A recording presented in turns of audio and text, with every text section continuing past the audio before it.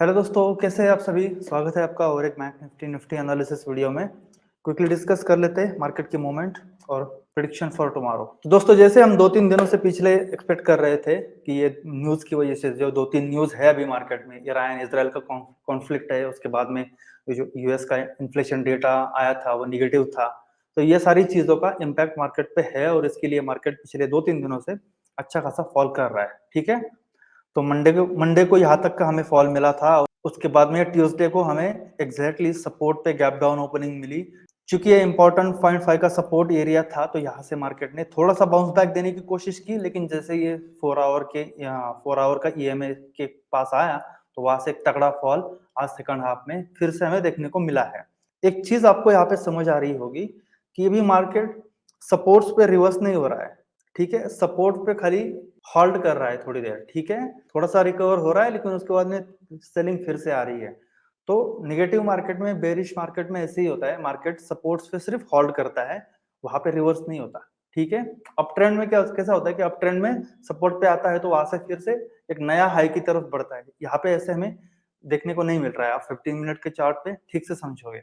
और अभी इसने ये 0.61 की लेवल है अपनी फिबोनाची की। ठीक है, ये लेवल है और इसके नीचे अपनी ये एक लेवल है, ये जो ट्रेंड लाइन आ रही है ना, तो ये पूरा जोन है ना दोस्तों, ये काइंड ऑफ हमारे लिए एक डू और डाई का जोन हो रहा है। तो मार्केट ने मतलब ये जो भी करेक्शन है, जो भी न्यूज चल रही है, उसका इम्पैक्ट है।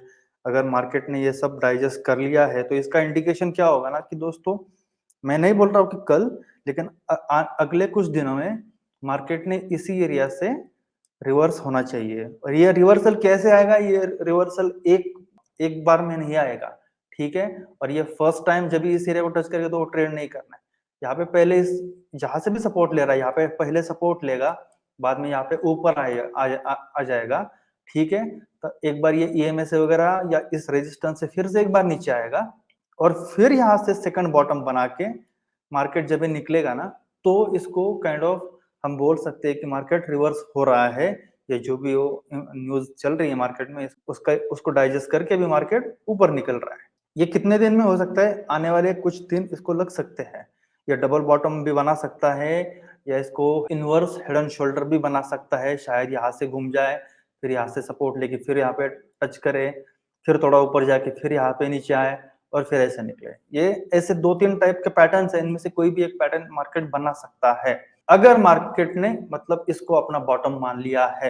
अगर इम्पैक्ट बहुत बड़ा है मार्केट के ऊपर ये सब न्यूज का, तो फिर ये लेवल्स भी नहीं बचेंगे, तो फिर नीचे भी आ सकता है, इस लेवल तक आ सकता है। ठीक है, ये आने वाले कुछ दिन में पता चलेगा। हम मार्केट प्रेडिक्ट नहीं करते, हम सिर्फ अपने लेवल्स पे देखते हैं मार्केट क्या कर रहा है और इसके हिसाब से अपने ट्रेड प्लान करते हैं।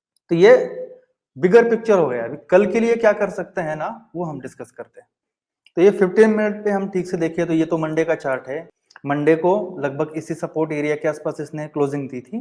उसके बाद में ट्यूसडे को डायरेक्टली गैप डाउन ओपन हुआ अपने 0.5 के सपोर्ट पे। तो यहाँ पे एज एक्सपेक्टेड था कि यहाँ पे थोड़ा सा सपोर्ट लेके थोड़ा देर यहाँ पे रेस्ट कर सकता है, थोड़ी सी रिकवरी आ सकती है। और जैसे हमने देखा थोड़ी सी रिकवरी आई, उसके बाद में दिन भर मार्केट इसी रेंज में बना रहा। ठीक है, आज फ्राइडे को लगभग इसी एरिया में ओपनिंग दी थी उसने। रिकवरी तो अच्छी दी थी, लेकिन ऑब्वियसली ये अभी जो पहले सपोर्ट लेवल हुआ करती थी, इसको रेजिस्टेंस मान लिया मार्केट ने, यही से रिवर्स हो गया। ठीक है, उसके बाद में थोड़ी सी और रिकवरी देने की कोशिश की, लेकिन तब तक यहाँ पे 4 आवर के ईएमए आ रहे थे, तो बस यहाँ से सेलिंग कंटिन्यू हो गई। तो जैसे मैंने पहले कहा था कि सपोर्ट पे अब ये थोड़ा सा रेस्ट करेगा। ठीक है, सपोर्ट यहाँ पे भी हो सकता है ऐसे ही हो कि या कल का दिन शायद इसी लेवल पे गुजारे, थोड़ा सा रिकवरी हो जाए और फिर फ्रेश सेलिंग आ जाए।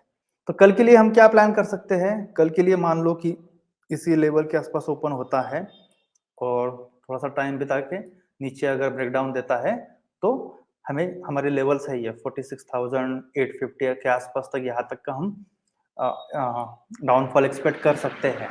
ठीक है, गैप अप ओपनिंग हुई तो ऑब्वियसली कंफ्यूज हो जाएंगे सब, तो फिर हो सकता है कि यहाँ तक की रिकवरी आ जाए और फिर उसको सेकंड हाफ में या थोड़ा सा कोई पैटर्न बना के फिर फॉल कर जाए, या इसके ऊपर भी चला जाए। ये प्राइस एक्शन पे डिपेंड होगा। ठीक है, लेकिन इस बीच में कुछ नहीं करते। अगर बहुत बड़ा गैप डाउन ही ओपन होता है शायद इस एरिया पे, इस सपोर्ट पे लेवल पे, और यहाँ पे अगर पहले ही 5 मिनट 15 मिनट कैंडल पे कोई अच्छा बुलिश कैंडल बनती है तो हम रिकवरी के लिए प्ले कर सकते हैं। ये अपसाइड का ट्रेड की पॉसिबिलिटी सिर्फ यही पे दिख रही है मुझे। यहाँ पे अगर होगा तो यहाँ पे मैं इतना कॉन्फिडेंस नहीं रहूंगा। यहाँ पे हो सकता है कि एक अपसाइड की ट्रेड की अपॉर्चुनिटी बन सकती है, लेकिन यहाँ पे खुलता है या ऊपर खुलता है तो नीचे के साइड की हमारी प्लानिंग होनी चाहिए। बैंक निफ्टी में इसके अलावा और कुछ अभी फिलहाल प्लान है नहीं। ऊपर के साइड के अपॉर्चुनिटीज तब तक नहीं बनती जब तक ये मेजर स्विंग को कोई क्रॉस नहीं करता, ठीक है। और जैसे हमने पहले डिस्कस किया कि यहाँ पे लंबे टाइम फ्रेम में कोई हमें डबल बॉटम या इनवर्स हेड एंड शोल्डर चाहिए अगले 2-3 दिनों में, उसके बाद में ही हम मान सकते हैं कि ये बॉटम बन गया है और ऊपर निकल रहा है मार्केट, ठीक है। निफ्टी भी डिस्कस कर लेते हैं क्विकली। दोस्तों निफ्टी हमें अपने इंपॉर्टेंट ट्रेंड लाइन के आसपास आते दिख रहा है, ठीक है। ये जो ट्रेंड लाइन है अपनी, इसको आज इसने फर्स्ट टाइम टच किया था, तो यहाँ पे पॉसिबिलिटी बन सकती है, लेकिन वो कैसे बनेगी? जैसे हम डिस्कस कर रहे हैं कि हम फर्स्ट सपोर्ट को ट्रेड नहीं कर सकते। अगर कल लंबे टाइम फ्रेम पे, मतलब फर्स्ट सपोर्ट तो इसने लिया है, ठीक ठीक है। कल अगर यहाँ पे जाके फिर से एक बार रेजिस्टेंस लेके फिर यहाँ पे अगर ऊपर निकलने की कोशिश करता है ना, तो ये यहाँ पे एक अपॉर्चुनिटी बन सकती है, ठीक है। ये सपोर्ट एरिया इसका लगभग 22,000 से 21,900 इसके करीब आ रहा है, ठीक है। तो यहाँ पे कल देखना इंटरेस्टिंग होगा कि कल क्या होता है, कल क्या हो सकता है, ठीक है। अगर सेलिंग बहुत स्ट्रांग रही तो फिर ये इसको तोड़ के नीचे भी आ सकता है, तो फिर ये इसके लिए नेक्स्ट टारगेट होगा 21,700, ठीक है। और उसके बाद में नीचे के अपने लेवल से 21,500।